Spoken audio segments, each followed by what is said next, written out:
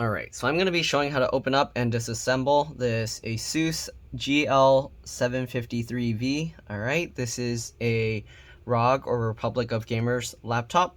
The full model number is GL753VE-IS74. Anyways, we're going to use a PH1 or JAS1 screwdriver to remove all the screws from the bottom. You want to keep all the screws in order because they can be different size, shape, and lengths. I actually took these out earlier because the customer stripped one of the screws, and actually all the screws are the same size, but it's always a good idea to keep them in order.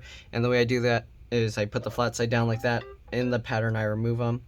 Right, oops, let me shut off the notifications on my phone real quick.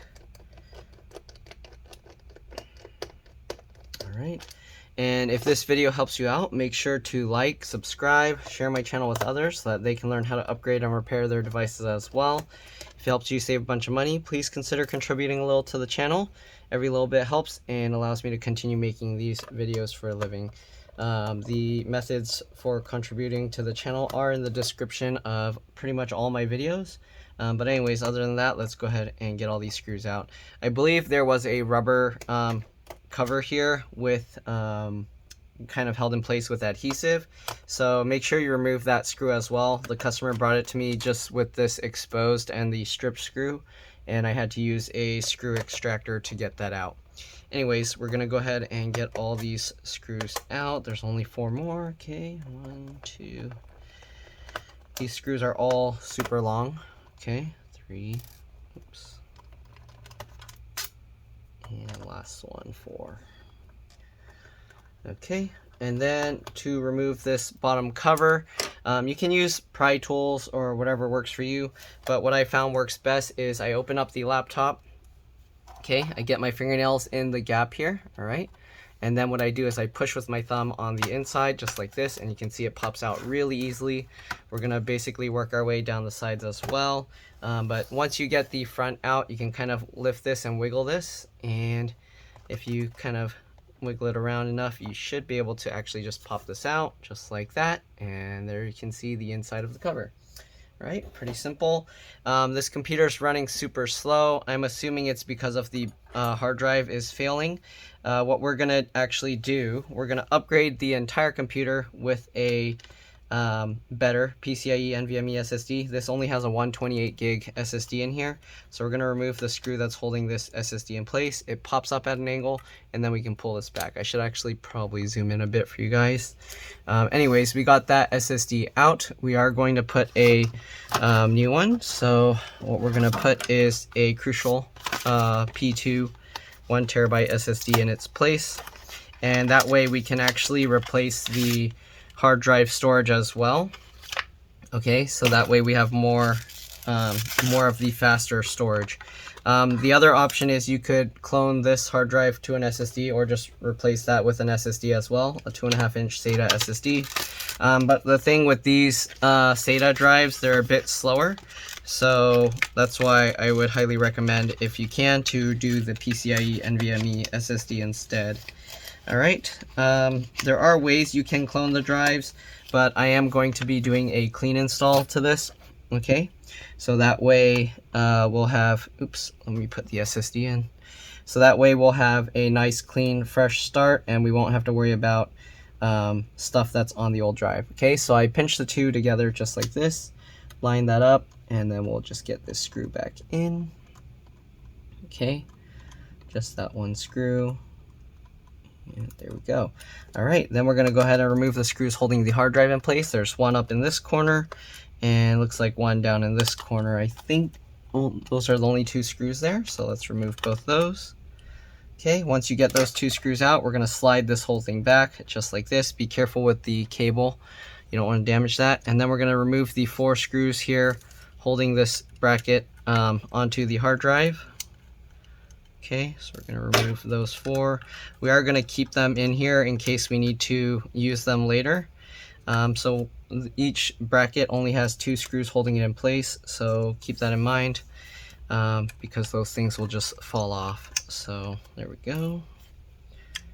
Alright, and last one. Okay, so there we go. We got this old hard drive out. We're going to just set that aside, and we're going to put this in, and we're just going to use the screws to kind of hold it back into place. Again, there were only 2 screws, one on here and then one up here.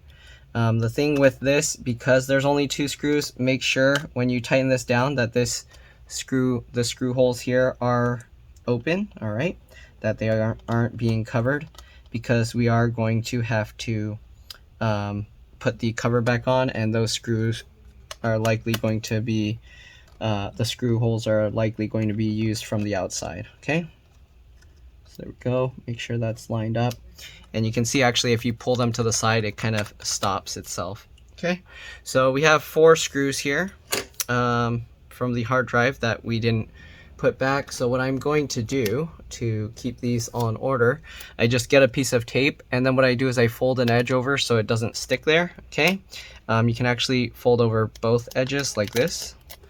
Okay, and then I'm gonna attach these screws just like this. Okay, again, there's just 4 screws here, so just stick them all on there.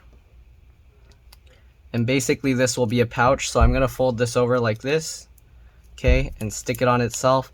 And this part that we left, that we taped over, you can actually peel it open now. So we're gonna leave this here, and we're gonna stick this on like this, and that way these screws are with the computer. All right, I'm just gonna show a quick look around what's inside the computer. Let me put their old hard drive in a little case to keep it safe, just in case they want that.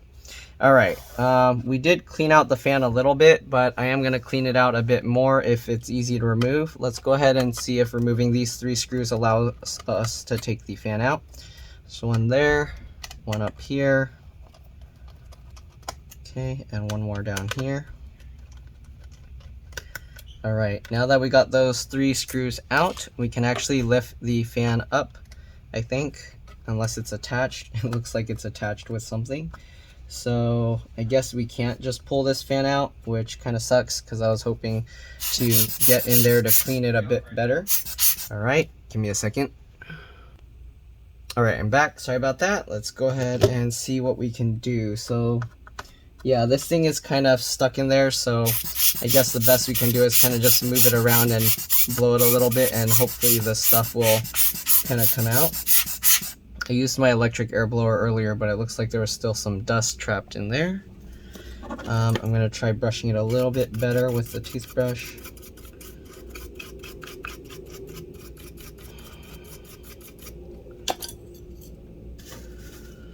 Okay, a bit more. Alright, I wish they didn't do whatever they did to seal this in. I'm thinking they probably use some adhesive. Oh, okay, yeah, so I held down the heatsink, and then you can see we can peel that up, and good, because there's some gross stuff in there. We're gonna disconnect this cable. I just use my fingernails at the wings of this and wiggle it to pop it out, just like that. There we go. Okay, and here you can see it's pretty gross, so I'm gonna clean that up as well. Okay, just brush this over my trash can here. Okay, and yeah, I'm just brushing this stuff out, all the dust off the propeller blades.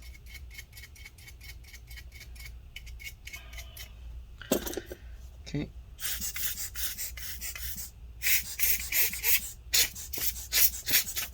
Okay, so it's not 100% perfect, but it's a lot cleaner than before. Okay, we're gonna have to do the same thing here. Basically just brush this stuff out and then use the air blower to get it out. I'm actually going to blow this out outside because I don't want all this junk stuck in my work area. So yeah, let me do that real quick and I'll be back. See you guys in a bit. All right, so I'm back. As you can see, it's a lot cleaner now. Okay, and then we're just going to put the fan back. Make sure when you plug this in, you plug it in the right way. You can see the exposed pins will actually face you. Okay, then line it up and just click that back down. Get this fan back in. All right, and then we're gonna put the 3 screws back. If you wanted, you can actually redo the thermal paste as well. I'm not gonna do that on this model because they weren't complaining about issues with overheating. But if for some reason it has thermal issues, then we can do that in the future. It's a nice and easy model to open up and work on. Okay. CPU and GPU are soldered to the motherboard, so you can't upgrade those. I mean, technically there are ways to do it, but it's not something that anybody can do.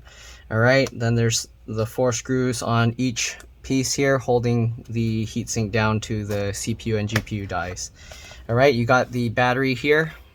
Let's see, the battery most likely can just wiggle out, but if it's difficult, I'm not going to do it because I don't want to risk damaging it. Okay. Huh, it wiggles a lot, but it's not really coming out. Oh, there we go. Okay, so I lifted from these screw mount areas, and you can see we can lift this out. I'm going to just move this over a little bit to kind of see underneath. We're not going to take it out, but if you wanted, you just wiggle the wings of the connector to pull it out. Okay, battery, is there a model here? Okay, it's upside down. Let's see what we got. Can I read this? Battery model number is A41N1611. Okay, I don't know if you can see this. It's really tiny and difficult to see, but here it's like glaring. There you go. A41N1611. Okay, so there we go. I don't think there's any other model numbers or anything. There's some super long number down here. I don't know if that will be useful at all, but if it is, hopefully you can read it. It doesn't seem to want to focus. Come on, focus properly. Okay, hopefully you guys can read that. If not, I don't know. Anyways, we're gonna just drop the battery back into place. So just rotate this back over. These little feet need to hook underneath, so you actually have to have it rotated.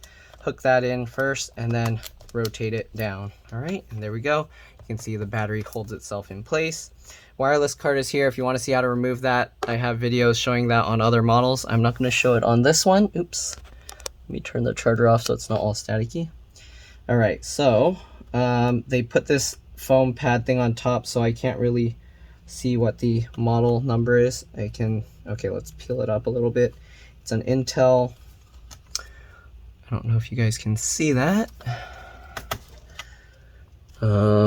I can barely read it. Okay, Intel 7265NGW, I believe. Okay, hopefully you guys can see that.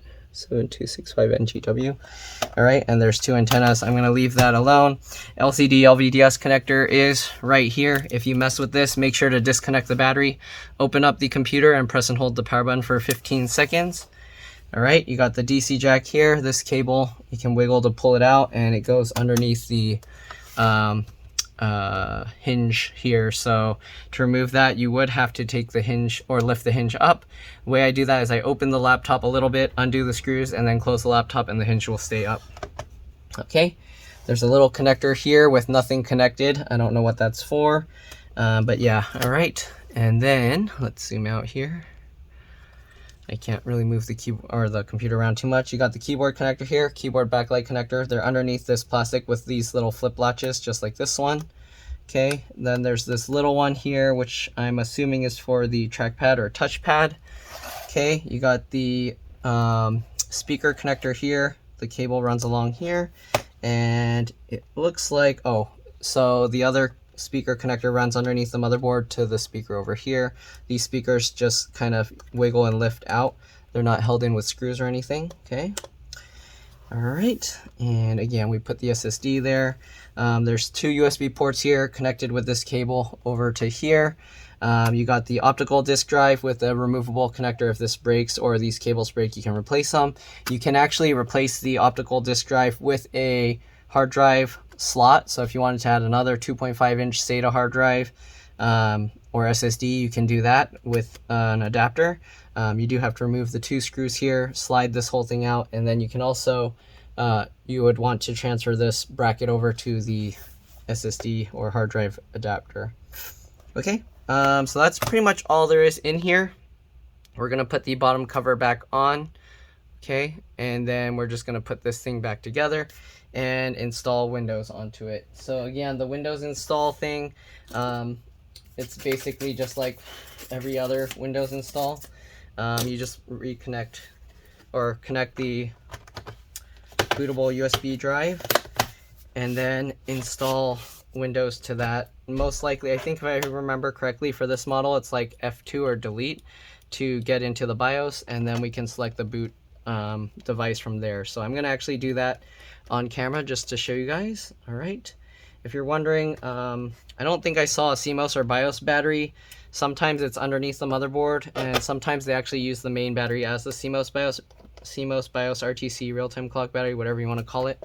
All right, so keep that in mind. If you want to know for sure, you can look for a motherboard of this laptop on like eBay or something, and then usually you can find pictures of the other side, and from those pictures you can usually tell if there's a CMOS or BIOS battery on the other side. Okay, so we'll get all of this together. Okay, part of that cover didn't click until I put the screw in, so it's good now. All right, again, that one screw they had was stripped. I don't know if I have a screw that is similar or matching that, because these screws are super long. Okay, let me see. I'll open this. I'll check my screws that I have and see. Yeah, I don't have anything that's that crazy long. So we'll have to just live with missing that middle screw.